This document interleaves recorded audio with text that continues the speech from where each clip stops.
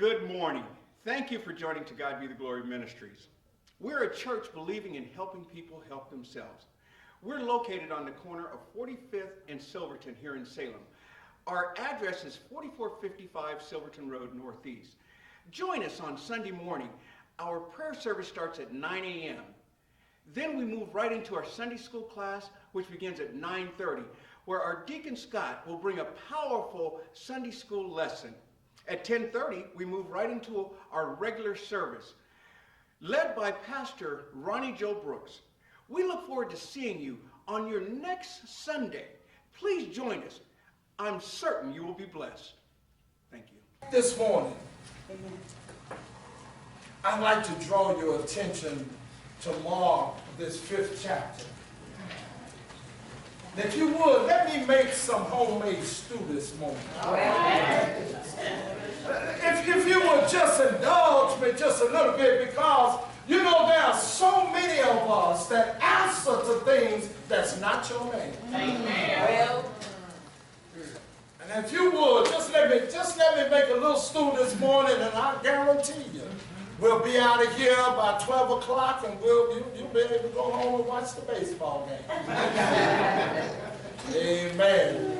Let's look at what it says. Mark, that 5th chapter, starting at that 2nd verse. Now listen to what it said. And when he had come out of the boat, immediately there met him out of the tombs a man with an unclean spirit, who had his dwelling among the tombs. And no one could bind him, not even with chains, because he had often been bound with shackles and chains. And the chain had been pulled apart by him, and the shackles broken in pieces. Neither could anyone tame him. Sound like anybody you know? Yeah. And always, night and day, he was in the mountains and in the tomb, crying out and cutting himself with stones. When he saw Jesus from afar, he ran and worshiped him. And he cried out with a loud voice and said, "What have I to do with you, Jesus, Son of the Most High God? I implore you by God that you do not torment me."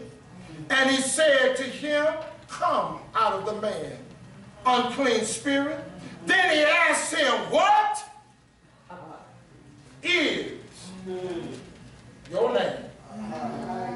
And he answered, saying, "My name is Legion, for we are many."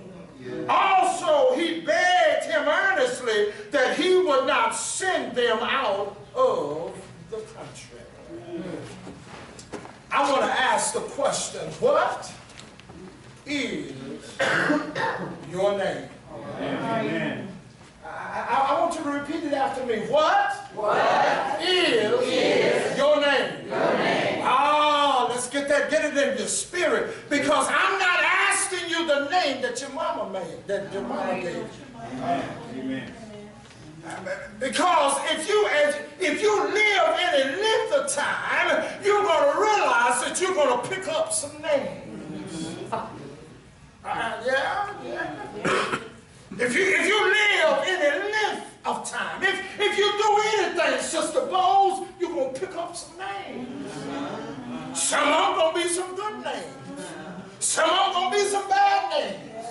But I come by here to tell you, you better be careful what your name is. I never forget as a kid growing up in Wichita Falls, Texas, we used to call people out of their names.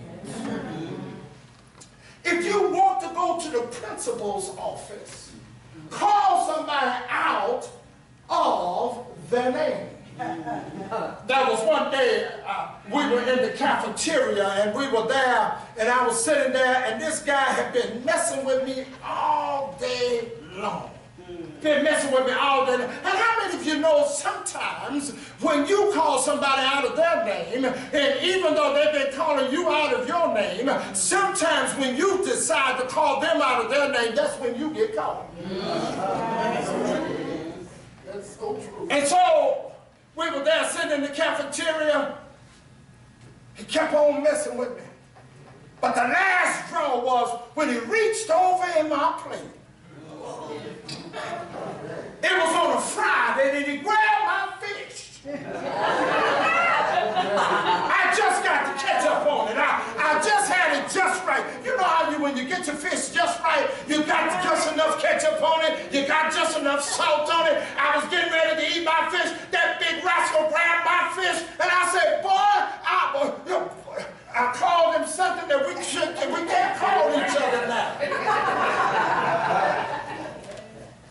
My homeroom teacher was Mrs. Carter. Miss Carter said, Ronnie, I am appalled at you. I am so upset with you. Get up and go to Mr. Burnett's office. Well, anybody know Mr. Burnett, he did this all of the time. He was always pulling his pants up. And whenever he got ready to whoop you, he wasn't going to give you no 1 or 2 licks. He just hit you wherever he could. And Mr. Burnett told me to stoop over. And he hit me one time and I said, and then he hit me the second time. I said, okay. And then all of a sudden I moved and he hit me on my shoulder. And then he hit me around my neck. And I said, I can't take no more of this. I jumped up and I ran out of Mr. Burnett's office. I hit that street going down Flood Street. I shut down Rosewood Street and I went home and I got home and my daddy said, Ronnie, what are you doing coming up in here this time of day? I said, Daddy, I said, Mr. Burnett hit me upside my head. Look at this whip upside my head. My daddy said, get in the truck. We got in the truck. We went back to the school. My daddy looked at Mr. Burnett and said, Mr. Burnett said, what did he do?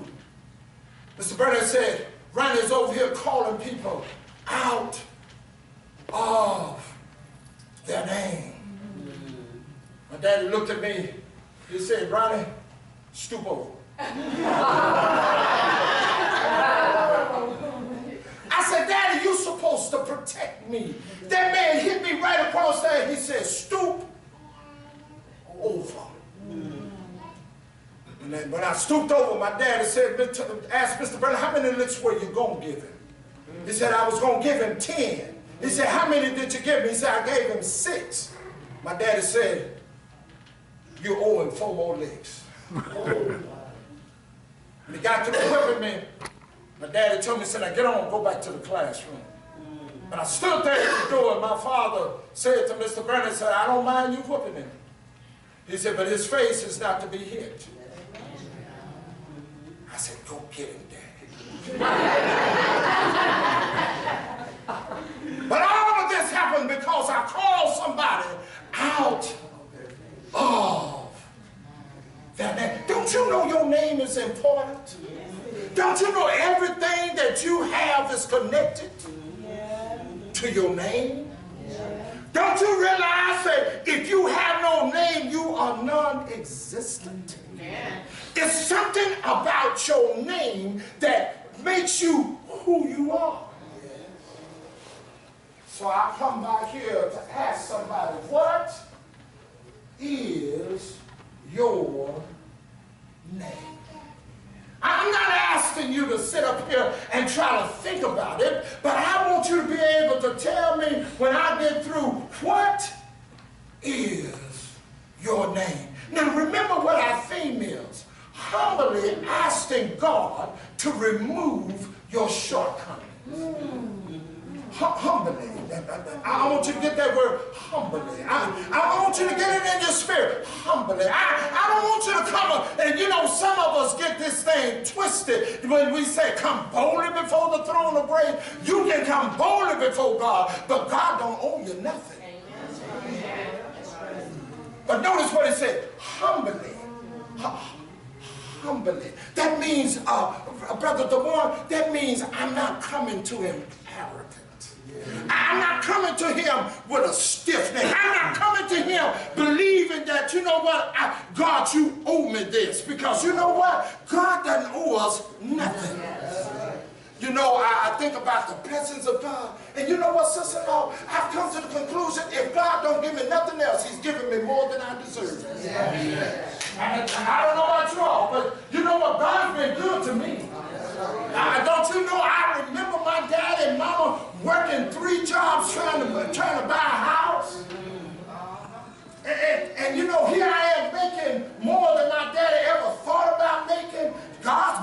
to me. Here we are, got 2 and 3 cars in the driveway. God been mighty good to us. I remember when I was growing up, Brother Ernest, you know how many suits I had to go to church? I had one suit. I had one suit, and when you got home after church, you took that suit off, and you set it up because you couldn't take it to the cleaners. You hung it out on the line so the wind could blow through it if you got a little must down the yard. God's been good to us. Here we are, got more than we've ever had. Here we are, God has blessed us with big homes. Here we got bank accounts. And some of us have the unmitigated gall to come to church and play like God's not done nothing. That's a scary thing to come to church and you find nothing to say amen about. I don't care if somebody's sitting up here quoting a poem and it might not have nothing to do with God, but if you keep looking at the cross, you begin to see God even in that poem that might not have nothing about God in it, because you got to realize it was at the cross. It was at the cross where I first saw the light, and the burdens of my heart rolled away. It was there by faith I received my sight, and now I'm happy all the day. Oh, has anybody looked at the cross lately? When's the last time you looked at the cross? You know what? Some of you, I saw a man the other day and he had Jesus still on the cross. I wanted to go up there and tell him and said, if he was still on the cross, wouldn't be no need for me to get up here and preach on Sunday morning. But he got up off that cross, went down into the ground, and when he got down, watch this. He didn't go down there and stay down there just a little bit. He stayed there all day Friday, stayed there all day Saturday, but early on Sunday morning, he got up. And I thank God that he got up. Because when you go back and look for foolishness, he's still in the cross. If you look for Buddha, still in the ground. But when you go look for Jesus, if you've ever been to Israel, they say when you walk into the tomb, his clothes are still folded there. Because and I said to myself, what's the significance of folding the clothes? And the man said the reason why his clothes been folded, because he didn't need grave clothes no more. I come out here to tell you, that's what when you think about us, I've already died once. When you come to my funeral, it's not that I'm dead. I'm just pausing and waiting on another action to come. That's just the shell that we're in. But Christians, before we can die, we'll be with the Lord in the air.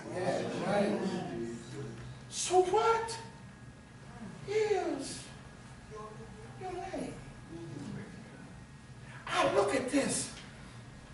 Just when I looked at this and I said, what's so intriguing about a name?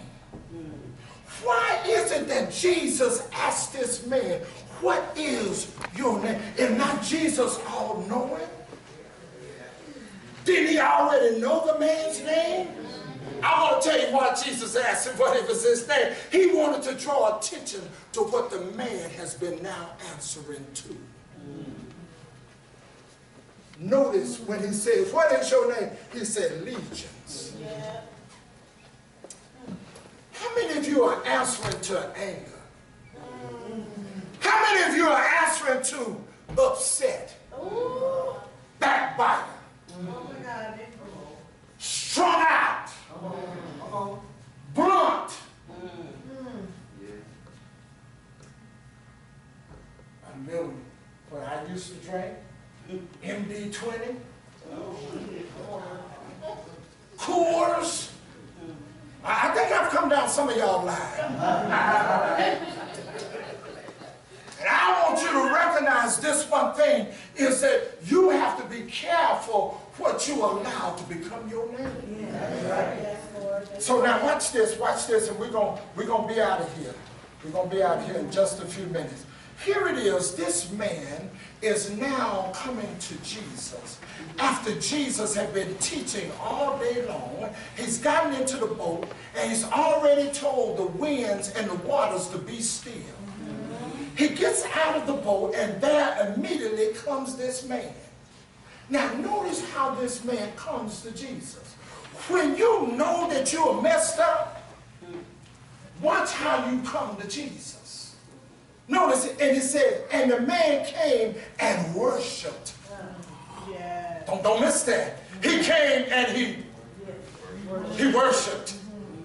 Why would he worship him, Brother Dewan? He had to get humble enough so that God could work with him. Hallelujah. You know what? I come by here to tell some of you, the reason why you are stagnant, the reason why you have relapsed, is because your default button goes back to your defect. Y'all gonna get that? Y'all know what computers are. I think I'm the most illiterate computer person, but you know what? When you go to default, it takes you back to. What's your default button? Is your default button your defect? Wait a minute, Pastor. What's my defect? My defect looks just like my shortcoming. And if you're not careful, you will go back to where you started. And you will ask yourself, how did I get here? It's all because what we do is, watch this. Wherever God delivers you, he does not halfway do it. When God takes away a defect out of you, you can rest assured it's been taken. What would happen is we end up going back and getting some similar defects. You will never get that same defect. Y'all got that? All right, let's do this. Y'all ready? All right. Now, names are so important that Jesus had over 200 names in the Bible. 200. He was the cornerstone. He was the judge. He's the wheel in the middle of a wheel. He's the rose of Sharon. He's the healer. He's the keeper. He's bread when you're hungry. He's water when you're thirsty. Jesus had many names, but he was not an alias.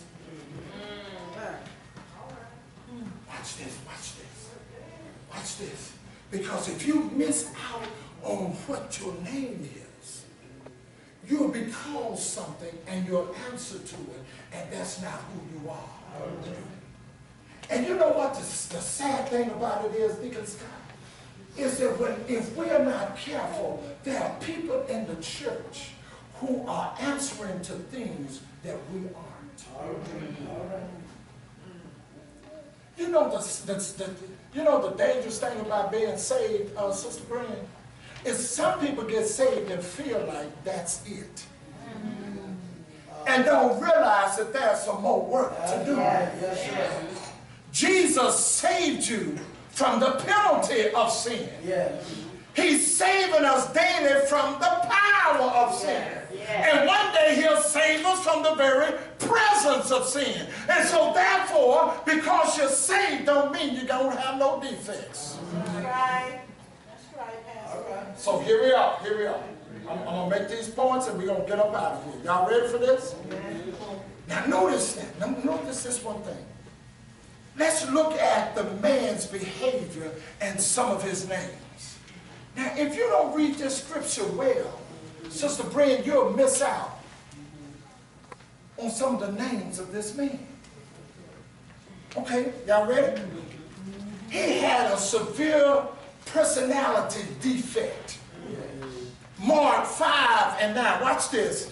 My name is Legion, for they are many. He had multiple personalities. Right. Have you ever met somebody when they get on their stuff, they got multiple personalities? My brother died at 77 years old, and he was still smoking that stuff. But you know what? When Bob wasn't messing with that, Sister Lofton, he was the best person in the world to be around. But all he had to do was sniff it. And then he would get angry. He would start saying stuff. Do you have a split personality? Do you you have a personality that you sometimes think you're one thing, but you're somebody else? Look at this man. He got a split personality. And I come by here to tell you, he was answering to the split personality. Y'all got that? All right, now wait a minute. Not only did he was antisocial. 5 and 3, look what it says. Who had his dwelling among the tombs. And notice one thing, the Bible never called him by name. I searched all the way through the Bible. I went back and looked at Matthew. Matthew didn't call him by name. I went back and I looked at Luke. Luke didn't call him by name. And I said to myself, why is it that they never called him by his name? Because he was so used to answering to other names. But notice he had another name. He had destructive behavior. Mark 5 and 4, because he had often been bound with shackles and chains. The chains had been pulled apart by him and the shackles broken in pieces, and he continued to cut himself. A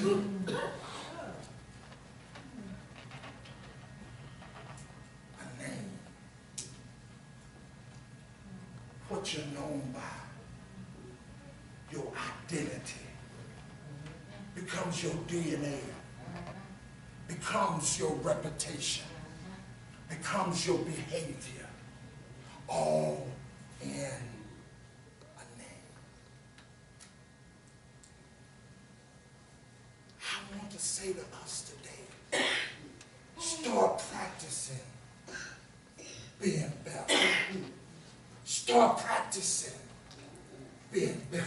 Start practicing being better. Start practicing what God says you are. Start practicing, I am victorious. Start practicing, I'm not the tail, I'm the head. Start practicing, I'm not the borrower, I'm the lender. Start practicing that I'm saved and filled with the Holy Ghost. Start practicing that I am a good father. Start practicing I can be a good mother. Start practicing what God says about you. Thank you. I'm Assistant Pastor Michael Weaver of To God Be the Glory Ministries. I wanted to just a moment to talk a little bit about some of the ministries we have here at To God Be the Glory. We are located on the corner of 45th and Silverton. Our direct address is 4455 Silverton Road Northeast. But let me just take a moment to talk to you about some of the ministries. Starting with our youth, we have our Boys to Men, where we focus on young men between the age of 8 to 12, where we are teaching them a foundation found in Jesus Christ, how to grow up to be productive men in this society. We also have a young women's ministry called Girl Power, again focusing on the same ages from 8 to 12. We invite you to bring your children, get them engaged in good Christian foundational teaching. We have for our young teenagers, we have a ministry called Swag. That's where we bring our young men and women together, focusing on, again, that foundation found only in Jesus Christ. We have activities planned. We have a ministry day on Sunday where this group of young people lead our service. We look forward to seeing your young folks here in service on Sunday with us. We also have one of our ministries is our couples ministry, where myself and my wife, our pastor, senior pastor, and first lady lead our couples ministry. We ask you to join in, where again, we focus on the foundation. This time, the foundation of marriage. What God has put in us, what God intended for couples to share as they grow in maturity in marriage. We have from the newest of newlyweds to our couples that have been married for 3 or 4 years to seniors in their marriage that have been married for up to 40 years. We invite you to join in. I'm certain you'll fit somewhere in this group, in this ministry. You know, To God Be the Glory has many ministries going on.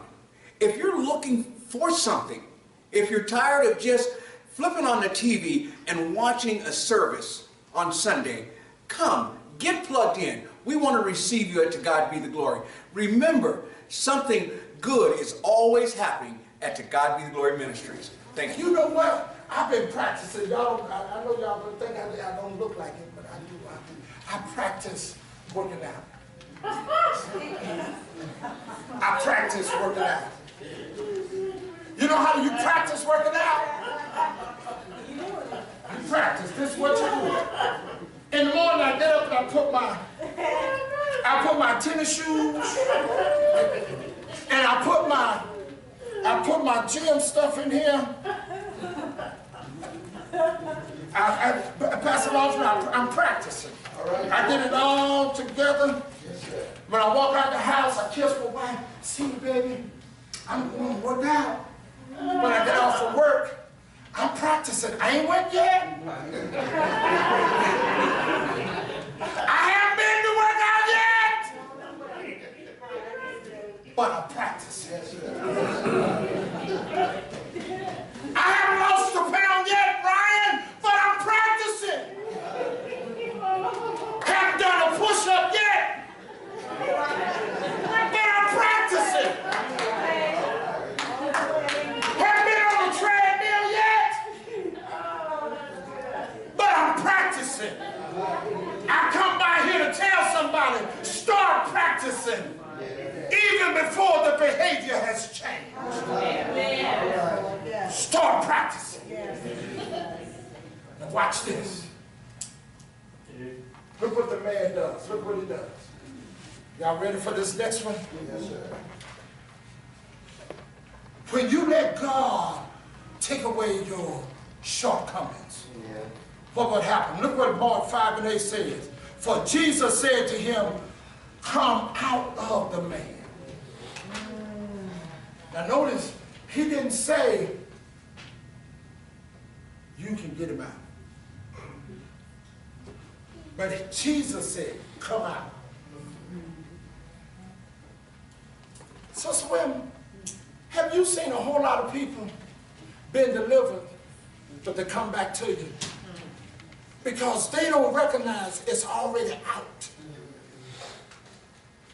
And you know what? If you don't start practicing, even though it's out, you will act like it's still in. Y'all get that on the way home. Have you ever practiced doing something? I never forget, my mom and them had me to do an Easter speech. I had my little shorts on, my little hair, my shorts was white, I had a little white t-shirt on, and I had my little white U.S. kids. And I got up there, do my Easter speech. I've been practicing this speech for almost 6 months. When I got up there to say the speech, I looked up and the church was packed.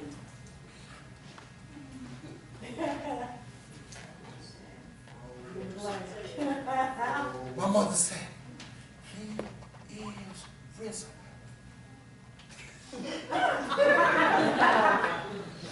I said, huh? He is risen. So my daddy came and stood up next to me. He said, Ronnie, he's risen.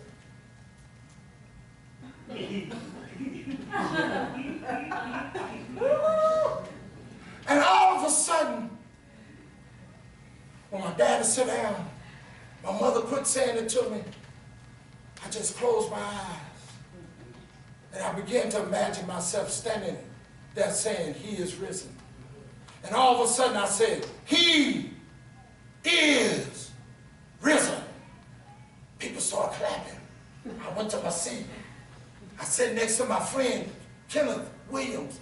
Kenneth said, man, we've been practicing that little speech for 6 months. And you got up there and it took you 30 minutes to say, he is risen. He said, man, what was the practice for? I said, Kenneth, I don't know. He said, man, did you not memorize it? Just 3 words, he is risen. I said, Kenneth, I did the best I could. And I thought about that the other day.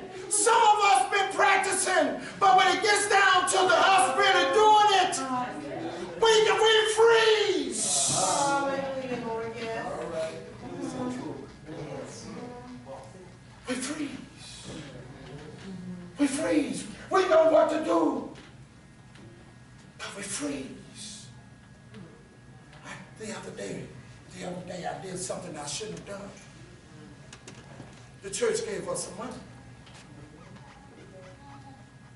My wife said, "Ronnie, how much the church give you?" I froze. Because I'd done something I shouldn't have done. And you know what? I come by here to tell you, whenever you mess up, own your mess ups. That's right. Own it. Because you can never get cured until you own what you're doing wrong. My wife, God bless her soul, she came back to me, and when she said, "Ronnie, it's not that she said, I knew you weren't telling the truth from the beginning." And you know what? What she did, she touched me at my core. Have you ever had somebody to touch you at your core? And when she touched me at my core, what I did, I had to go and I had to get down on my knees, because guess what? I didn't feel like I could stand here and preach no more because she touched my core. Yes. When you practice, you got to get past the practice and get ready for the reality that you're going to have some knocks. You're going to have some things that's going to happen to you. And you got to be ready for it. Here it is. This man, he opens up to Jesus. And he says to Jesus, "I'm Legion. That's my name." But watch how Jesus said, "Come out of him." Now let me tell you something. When my wife caught me in the middle of that, guess what? I had to pray, and I kept praying, and I kept praying, because I felt so bad. And you know what? All of a sudden, God said, "I've taken it out if you quit going back to it." Yeah. I've taken it out, but you keep going back to it. I've released you from it, but you keep going back to it. You keep going back to your vomit. And I've already taken you away from it. I cleaned it up once, but you keep going back.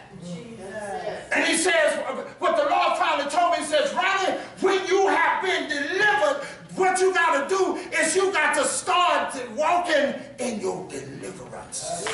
Stop walking in your mistake and start walking in your deliverance. And when you walk in your deliverance, act like you've been delivered. Stick your head up, stick your chest out, and start saying, I've been delivered." I come by here to tell you, as a pastor of almost 36 years, sometimes God will let little stuff shake you to your core. Men do not trip over mountains. Men trip over pebbles. The stuff that you think that's no longer in you is what will trip you up. Until you let God take all of that shortcoming out. The other day, I have acne on my back, and so my wife said she was trying to get a pimple off my back. So she said, "Ronnie, I did it." So I said, "Okay." I looked back there, she had a body. It wasn't I said, "Now stick that thing in some alcohol. I don't want to get this thing infected." So she stuck it in some alcohol, and she did it like that. I said, "Now, and that thing coming out there?" She said, "I'm trying to get the core." And I noticed something. If she had just done this, she'd have got the top. But when you get the core, you got to go deep. I come by here to tell you, sometimes God got to push to get the core out of you of what's been causing you to keep on doing what you've been doing. And sometimes when it digs deep, it hurts. Sometimes you want to go to bed and not get up. But I come by here to tell you, when God gets the core out, notice what happens. Notice what happens. Look what happens. Here it is in that 15th verse. Notice what happened after God, after Jesus has dealt with this man. Notice what happened. The Bible says he was sitting. Come on, Jesus. And in his right mind. Come on, Jesus. Now y'all do remember he used to be walking around naked. Right. He used to cut himself. Yes. He used to take and say all kind of vile language, but the Bible says he was sitting Sitting. and in his right mind. Whenever God takes your shortcomings totally out of you, you'll get in your right mind. And the reason why the man was sitting is because he knew that he had to stay at the foot of Jesus. Whenever you've been delivered from something, don't you get up and start walking. Go down low and stay at the feet of Jesus. Stay down at the feet of Jesus. That means that you got to keep on praying. But watch this. And the man started begging and saying, I want to go with you, Jesus. But notice what Jesus said. Go tell your friends. I come by here to tell you, when you go through your 12 steps, don't you dare get to the point where you don't help somebody else do a step. See, Brother Ernest, when you go through your steps, and you have gone through your 12-step program, you grab somebody by the hand. Because guess what? In order for you to stay sober, sometimes you got to go back to one again. And you got to start over again. So grab somebody at one. And while they're at one, you just stay there with them. And then when they get ready, go to two. Stay there right there with them. Then go to three. Stay there right there with them. And then you go to four. Stay there right there with them. And then we go to five. I come by here to tell you the reason why so many church Christians keep on relapsing, there's nobody in the church that's willing to walk with them. And I come by here to tell you, we got to learn how to walk with folks. Because when you walk with me, you can help me when I do get ready to mess this thing up. I come by here to tell you, Brother Gamar, I come by here to tell you, I might be on step 6. But if I'm not careful, if I don't get nobody to walk with me, well, every once in a while, Doc, we need somebody to walk with us. I don't know about you, but sometimes when you've been hurt to your core, you don't need nobody just to talk to you. You need somebody that'll walk with you. And you need somebody that's going to stay there right there with you. I come right here to tell you, Pastor, thank you for walking with me. Thank you for working with me. Because when folks walk with you, guess what? We begin to have a conversation. Iron sharpens iron. What is your name?